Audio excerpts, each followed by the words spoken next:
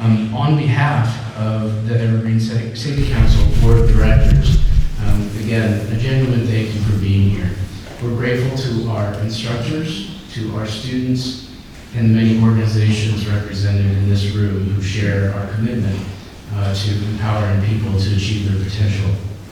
In fact, the commitment that Evergreen has had for almost 100 years.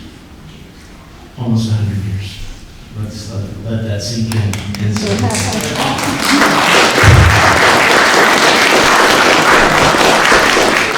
So it presents a little bit about our history. We have a short video to show you. In 1900, Seattle's first automobile hit the road. But in those early days, there were no traffic lights, speed limits, or driver's education classes. It was against this backdrop that our organization was founded as the Seattle Traffic and Safety Council, offering driver's education classes and lobbying to improve roadway safety. Today, Evergreen Safety Council remains a leader in the safety training industry. Offered in person and online, our programs empower people to achieve their potential in the classroom, on the job, and on the open road.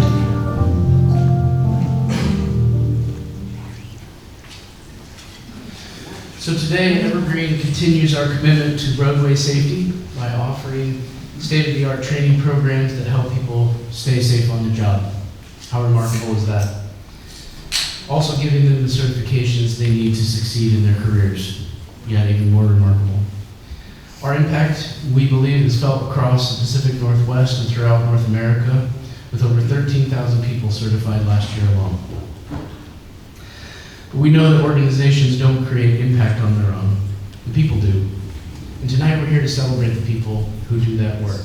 The work of, again, empowering people to achieve their potential. Our instructors, our authorized training providers, customers, board members, and of course, our staff. So thank you again for being here, for being part of Evergreen Safety Council, and being part of Evergreen Safety Council's legacy. So now I'd like to invite the Evergreen President and Executive Director, Michelle Kahn.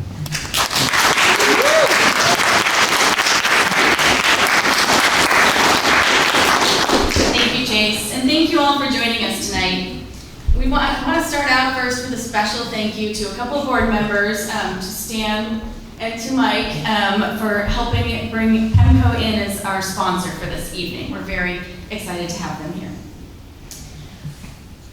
As Chase mentioned, last year alone, we certified over 13,000 people. And behind every one of those certifications was not only a student who attended class and passed an exam, but an instructor who helped them gain the knowledge and skills to go out and do their job safely. Our instructors are at the heart of what we do. They make safety understandable and meaningful for the people who rely on it every day. Whether they're teaching flaggers, pilot car operators, traffic control supervisors, forklift operators, or defensive drivers, they're doing something incredibly important. They're helping ensure that someone's coworker, their family, their parent, their spouse, and their friends get home safely. Many of our instructors many who are here today, have been a part of Evergreen Safety Council for years, even decades.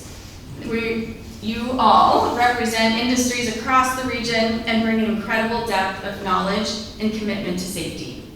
So tonight, before we move into the rest of the program, I want to take a moment to say thank you.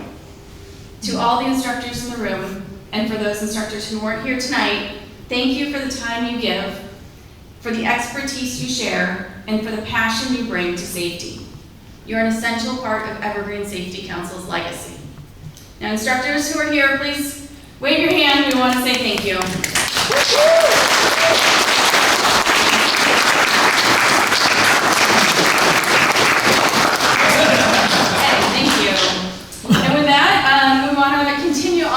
Celebration of the people who make safety possible. So the first person we'd like to talk about is the Governor John D. Spellman Safety Award winner. It is Evergreen's way of honoring those who have made a lasting contribution to safety culture. People whose leadership and commitment help ensure that workers and communities are safer because of their efforts. Tonight's recipient has spent a lifetime serving Washington and advocating for the well-being of working people. He served as a Washington State Legislature, including 10 years in the House and 8 years in the Senate. During that time, he held several leadership roles in Olympia, including House Assistant Majority Leader, Senate Majority Whip, and Chair of the Senate Transportation Committee. After leaving the legislature, he continued his work on behalf of workers as president of the Washington State Labor Council, AFL-CIO, where he championed worker protections, strong workplaces, and safer jobs across the state. He also brought his leadership and perspective to many public boards and commissions throughout Washington. And before all of those things and all of that distinguished career in public service, he served our country in the Vietnam War. And for Evergreen Safety Council, his impact has been especially meaningful. He has served on our board of directors for roughly 3 decades, helping guide the organization and strengthen its mission to improve safety throughout our communities. Those who know him know he brings both passion and conviction to the belief that every worker deserves to go home safe at the end of the day. Tonight, as we celebrate a legacy of safety, we are proud to honor someone who has shaped that legacy for so many. And before we bring him up here, I would like to bring up Stan, who has worked alongside him on the board for at least the vast majority of his 3 decades.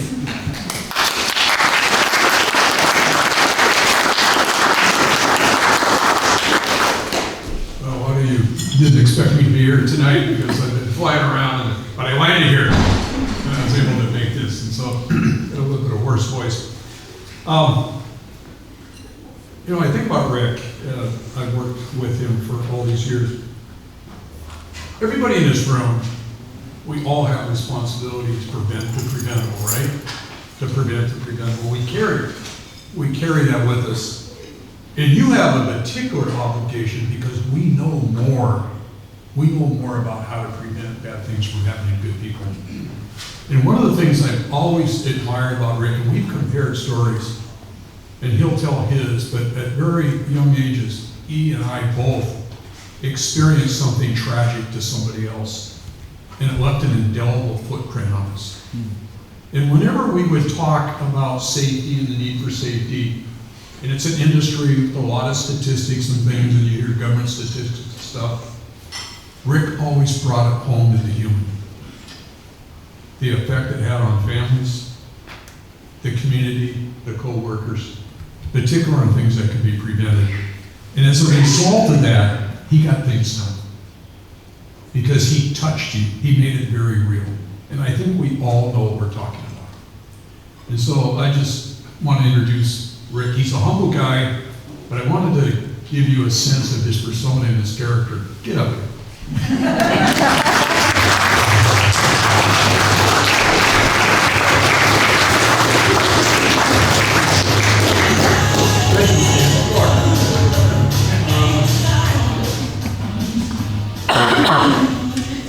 Thank you. Very nice.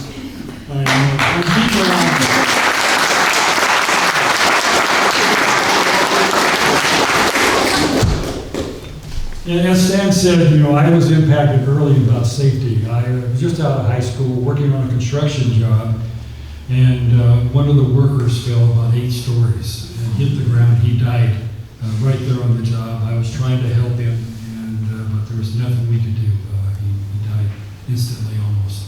So that kind of had an impact on me in terms of safety as an individual. And then when Governor Spellman called me, and he says, Rick, I'd like to have you serve on the board. And I thought, Governor, I thank you for asking me, but I'm on so many boards and commissions right now, I don't think I have the time to do it. Finally, he says, Rick, I'd really like to have you on there because you've been involved in safety issues for all your life. I said, okay. And I thought to myself, I'll be on there for maybe 2 terms. 30 years. Those are long terms. But anyway, I have a history with the governor because when he was governor, I was a state representative. I was in my last term in the House, and then in midstream I ran for the Senate, got elected to the Senate his last 2 years as governor. And so we worked together on a number of issues. In fact, Sometimes I felt Governor Spellman worked better with his Democrats than he did with the Republicans, because he called a lot of the members of his House troglodytes, because he was so unhappy with the Republican House leadership. But anyway, through my years, I've worked on a lot of safety issues. When I chaired the Senate Transportation Committee, we passed two major pieces of legislation. One was the mandatory seatbelt law, which was important, which has saved a lot of lives in this state. The other one was the motorcycle helmet law. And Todd, that was quite a hearing, let me tell you. Yes, it was. I was there, that was a night hearing, and I think every motorcycle club in the state was there, including gangs, I think, as well. And everyone was opposed to the motorcycle helmet law. There was not one of them in favor of it. And I said, oh boy, this is going to be a lot of fun. But we passed it, because we thought it was important. It was a big safety issue, and it was important, I think, for the healthcare system.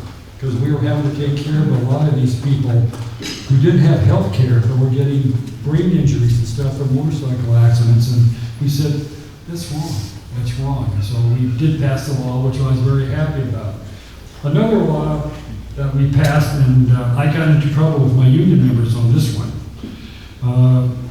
Right, we used to require, in terms of fall protection, wearing a belt. Well, you know, if you fall and you get that snap, we were getting a lot of back injuries. A lot of back injuries of our workers. So I went out there and I supported the harness law, that workers would have to wear a harness when they're doing high work. And one of my union members called me everything in the book. If you know construction lingo, it can be pretty raw. Anyway, it's about 6 months afterwards, there was the news about this guy who fell off the Kingdom Stadium. And it was him, and he had to wear the harness. He called me and he thanked me so much after that, because all he had was a few little bruises. That was all he had after falling off the Kingdom Stadium. And I thought, well, I guess I did the right thing again. Wow.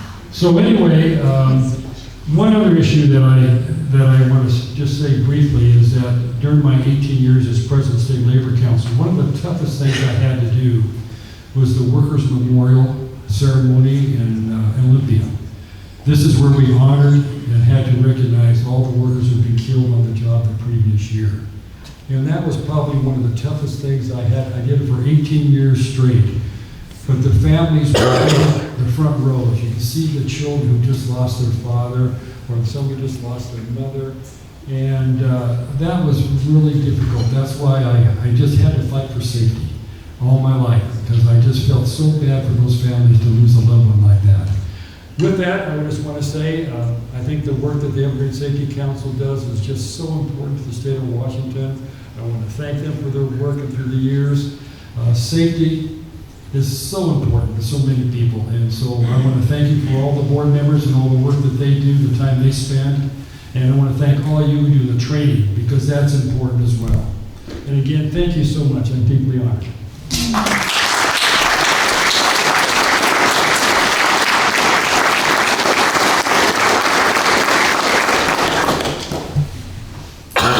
Congratulations again. Next, I'd like to talk about somebody who's been at the very heart of Evergreen Safety Council. This year marks 30 years of service for Tina Bacon. Ow!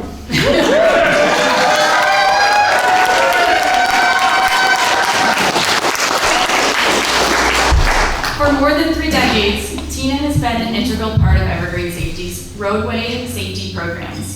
As senior administrator and trainer, she has helped shape the training that thousands of roadway professionals rely on every year to do their jobs safely.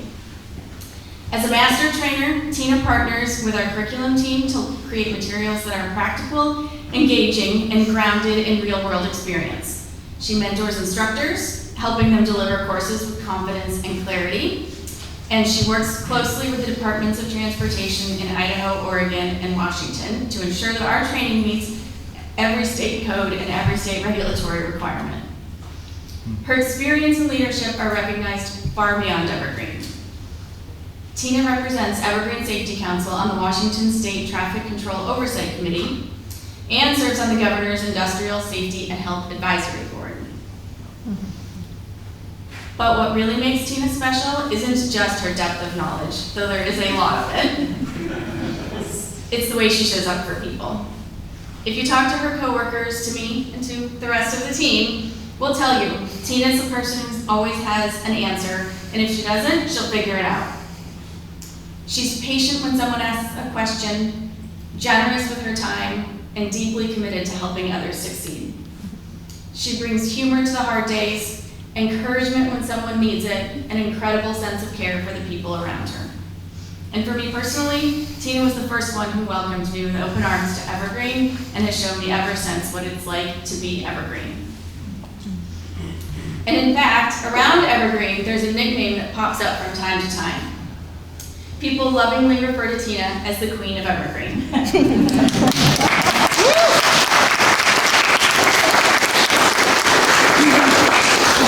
But of course, it's not because she asked for that title, because she wouldn't. She's incredibly humble. But because she spent 30 years quietly helping guide this organization, supporting our instructors, strengthening our programs, and inspiring the people who carry our mission forward. 30 years is an extraordinary accomplishment, and it's an extraordinary commitment.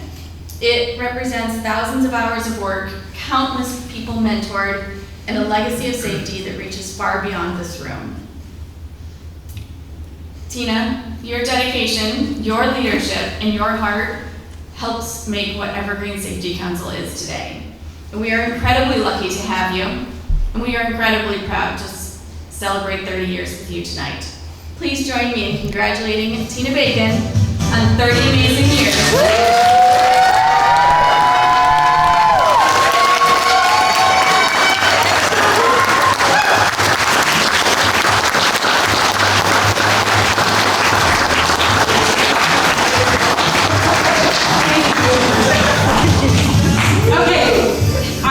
Crying person. I cry at just so you know. I knew I was going to tear up. If I start blubbering, just bear with it, because that's what happens to me.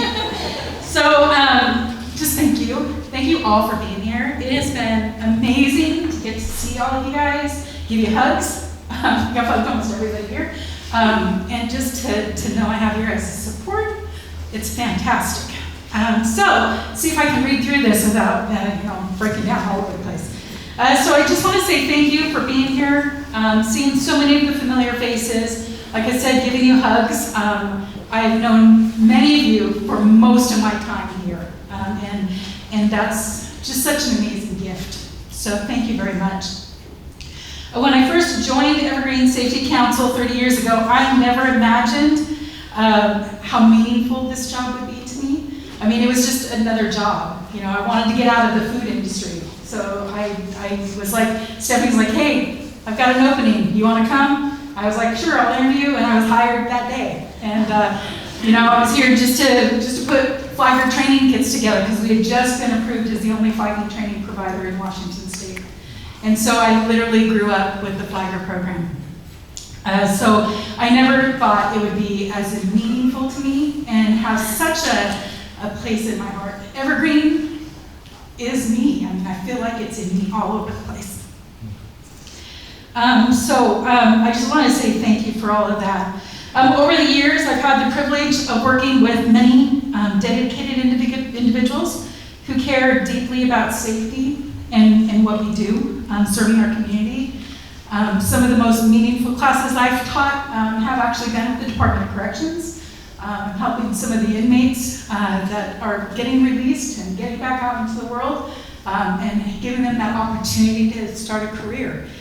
Work with a lot of youth, a lot of folks in Job Corps and stuff like that, and that's just been so impactful to see them come up to me at a training research and say, hey, I got my start because you taught a class. It's been fantastic. Obviously, my family has been a big support. I've got 4 amazing family members sitting over here, and I love them to death. So I'm glad that they're here. But I also really want to thank 4 very special instructors that have mentored me over the years. Now, there's a lot of you guys in here, and I love all of you, so don't take it personally that I'm picking on 4. But I want to thank Eric Toffey. I want to thank Sean Ritchie, Rick Nault, and Jim Farrington. The 4 of you guys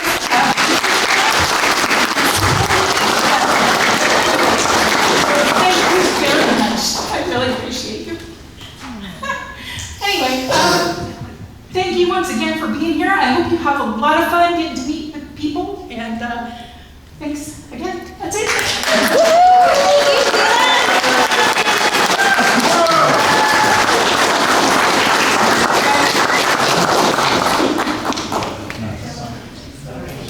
Congratulations again. So just a couple more quick things that I want to touch on. As we celebrate the legacy of safety tonight, we're reminded over and over that the work of protecting people on our roadways is never finished. Every year, thousands of flaggers stand just feet from moving traffic so that our communities can build, repair, and improve the infrastructure we all rely on. Thousands of pilot car operators do the work of guiding oversized loads and the motoring public so that those loads can reach their destinations safely. The safety of those workers depends on more than just training and equipment. It really depends on every one of us here and everyone everywhere.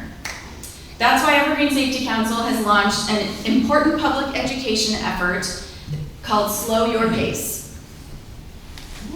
This campaign is designed to remind drivers that when they see an oversized load or pilot cars on the road, slowing down and giving space isn't just courteous, it's life-saving. Through outreach and education across the country, the Slow Your Pace campaign is helping drivers understand the real human impact of their choices behind the wheel. When drivers slow down, pay attention, and heed signals from oversized load teams, they help everyone.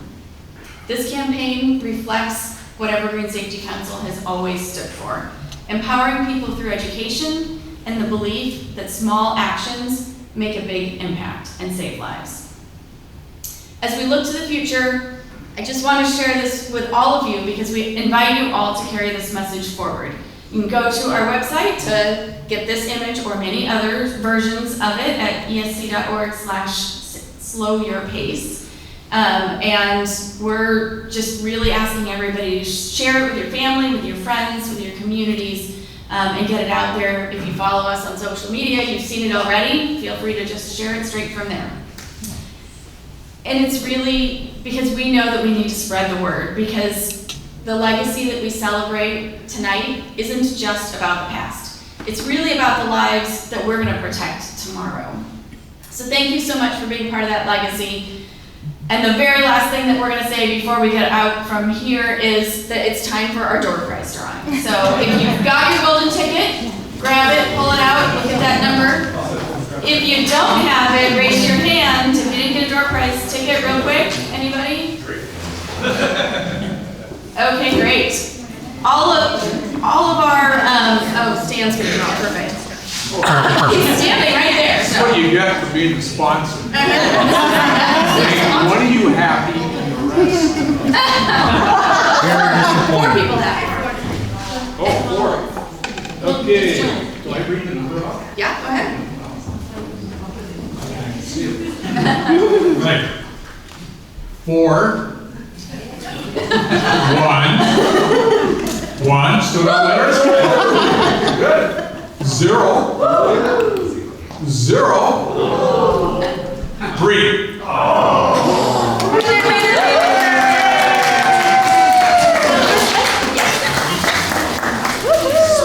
Our door prize drawings are, of course, mostly safety themed. Yes. Yay!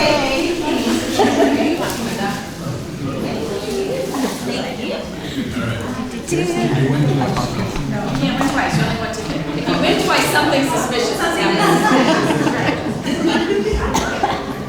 411003 is one. Oh, yeah. Okay, we approved. Trust and verify. 4, 1, 1. There's a theme going here. 0, 1, 9.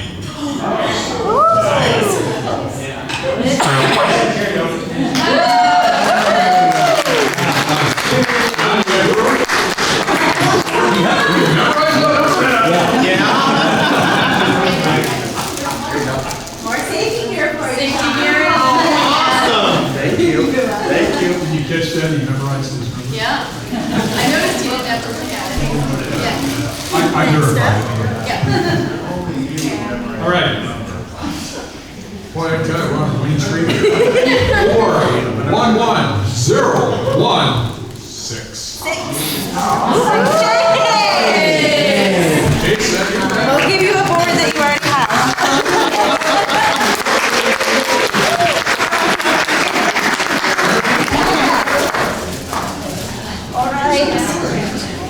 Are you ready? I'll share. This is your chance. 4, 1, 1, 0, 3, 0. Ooh. Winner.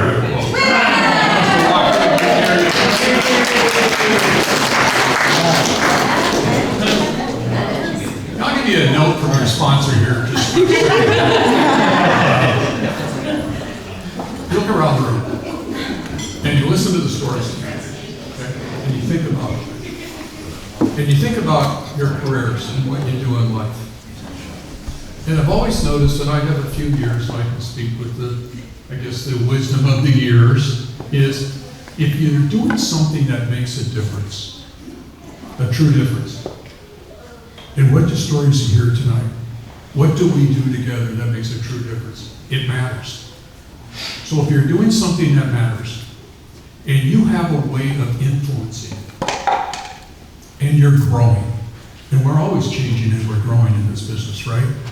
And you're doing it with people who share your values, you can't have a better career. And this is what you do. And so, take that one home, be proud of what you do. When somebody asks you what you do, we save lives. We save lives, and we'll never know how many, and we don't want to know how many, but we know we do. So thank you.